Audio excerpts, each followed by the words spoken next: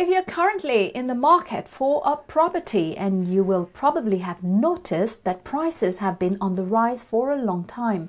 In most African countries, inflation has increased the cost of building materials and labor. As one of the continent's largest economies, Nigeria has been particularly hard hit.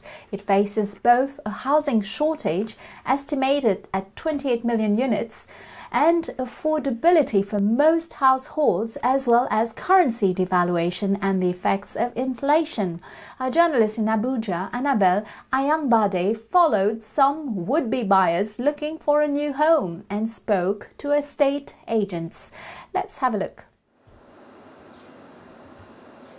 Developers and architects in Nigeria can no longer rely on quantity surveyors' bills of quantities, as prices skyrocket every 48 hours instead of the usual 4 to 6 months, leading to a 300% increase in construction costs across the country and potential project delays.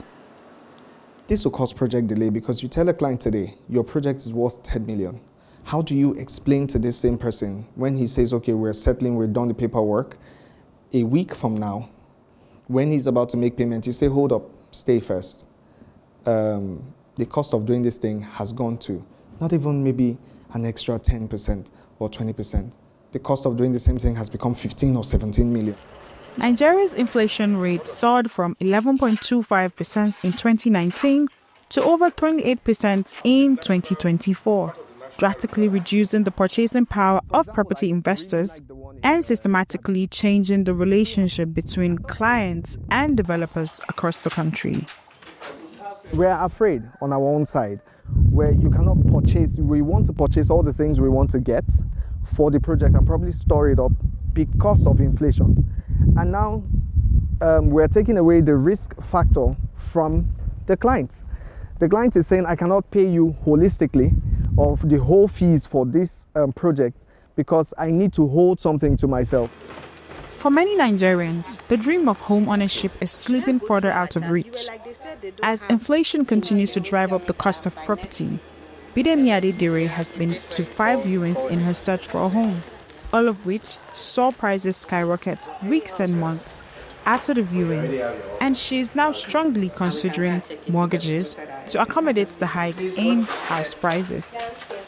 There is an urgency now for us to get a place, because if the prices of homes are increasing almost on a weekly basis, it means we need to find a place and make a decision quick before it increases. But we also don't want to make decisions quickly and blindly and then regret our choice.